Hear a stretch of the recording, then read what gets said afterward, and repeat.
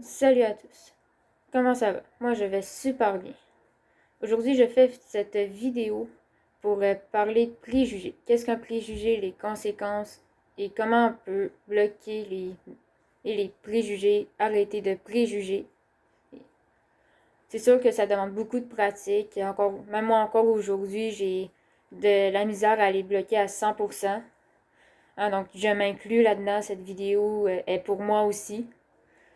Dans les recherches, j'ai beaucoup appris et j'ai souhaité le partager avec vous pour vous aider, vous conseiller et non vous juger et que vous et je veux pas que vous vous sentiez mal.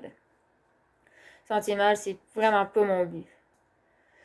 Donc, qu'est-ce qu'un préjugé? C'est lorsqu'on juge avant de connaître, que ce soit seul ou en groupe avec collègues de travail, amis ou famille.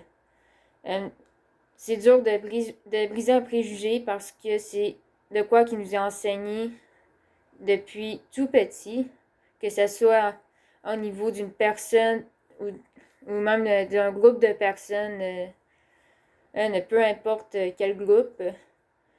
Les préjugés nous sont enseignés dès notre plus jeune âge et ce n'est pas tous les préjugés qui sont vrais. Certains ne sont pas fondés, sont faux, c'est rempli de mensonges.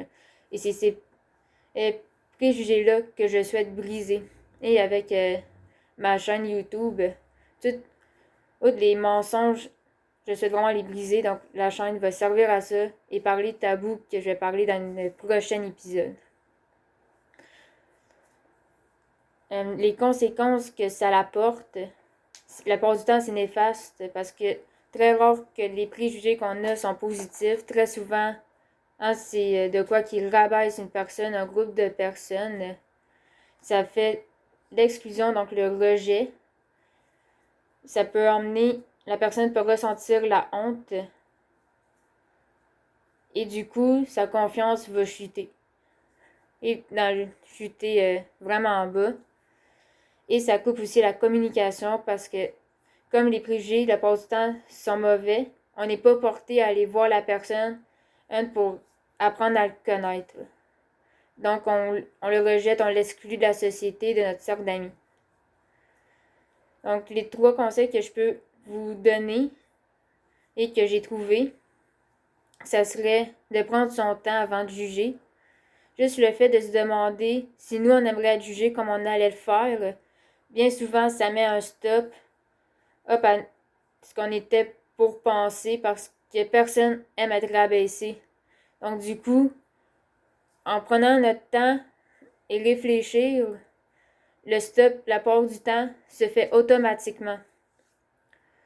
Le deuxième conseil que je peux vous donner, c'est au niveau influence. Arrêtez de se laisser influencer par les autres parce que souvent, lorsqu'on se laisse tout le temps influencer, moins qu'on est capable de réfléchir par nous-mêmes, on veut toujours savoir la pensée des autres au lieu de faire notre propre opinion. Ça nous empêche d'avoir notre propre opinion.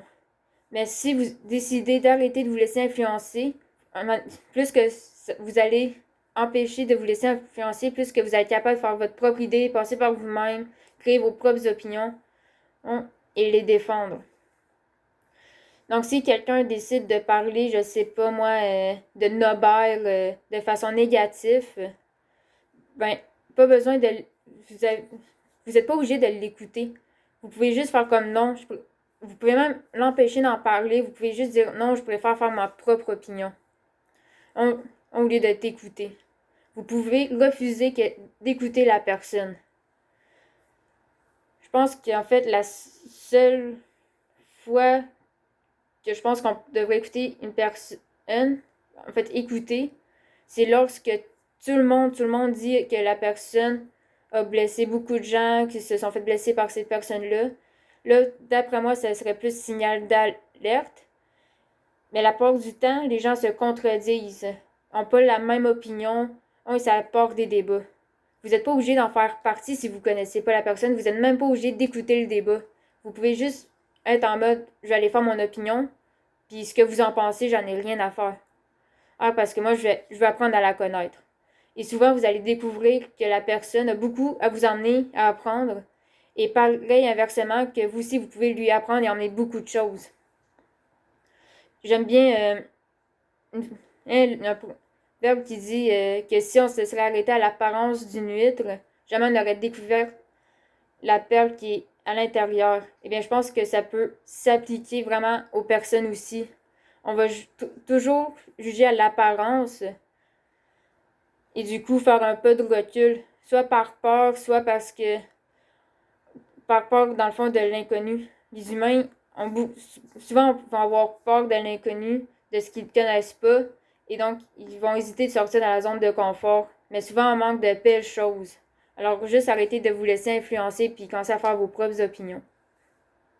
Ensuite, il y a le fait que c'est le dernier conseil que je peux vous donner, c'est d'arrêter de croire que l'uniformité existe ou qu'elle va exister parce que ça ne sera jamais le cas. L'uniformité n'existe pas. Nous sommes tous uniques, nous avons tous nos propres couleurs, qualités, défauts, talents. Oui, on peut avoir des points en commun, mais il va aussi avoir des points indifférents. Et ça, je trouve que c'est beaucoup mieux comme ça, le fait qu'on soit tous uniques, parce que ça permet de pouvoir se compléter, point force, point faible, que ce soit au travail, amitié, en couple. Si tout le monde serait pareil, ça serait plate, on n'aurait pas de plaisir à découvrir quoi que ce soit. Donc du coup, ça rajoute les couleurs, ça rajoute plus à la planète, aux sociétés, qu'on soit différent que pareil. Alors arrêtez de vouloir créer un moule puis garrocher tout le monde dedans parce que c'est pas comme ça que ça marche, c'est pas censé fonctionner comme ça. Au contraire, on devrait juste laisser les gens être ce qu'ils sont, s'assumer qui on est et afin de pouvoir mieux fonctionner en société. Le jour que les gens vont comprendre ça, d'après moi, on va arrêter et de commencer à rabaisser tout le monde à cause qu'on se croit meilleur alors qu'on n'est pas mieux. Il y a une autre phrase aussi que j'aime bien qui dit avant d'enlever la paille de l'œil à quelqu'un, enlève la poudre que tu as dans ton œil. Ainsi, tu vas pouvoir enlever sa paille. Ce que ça veut dire, c'est avant de commencer à juger quelqu'un, fais juste te regarder toi, puis te dire ouais, ben dans le fond, je suis pas parfaite moi non plus. Et puis l'uniformité n'existe pas. Aussi bien de travailler sur moi avant de travailler sur quelqu'un d'autre. C'est pas égoïste, c'est juste avoir un sens de logique, de vouloir travailler sur soi-même avant de travailler sur quelqu'un d'autre pour essayer de la rendre comme toi. Parce que ça ne marchera pas, ça va juste rendre l'autre personne plus malheureuse, elle va se sentir rabaissée. C'était les 3 conseils que je voulais vous donner. Mais j'espère que ça va beaucoup vous aider. Libre à vous de les mettre en pratique ou non, je force pas la main à personne. Mais je pense que c'était important d'en parler et de parler de préjugés. Merci d'avoir regardé la vidéo jusqu'à la fin. N'hésitez pas de partager, liker et vous abonner à la chaîne pour ne rien manquer des futures vidéos. Et je vous dis à la prochaine.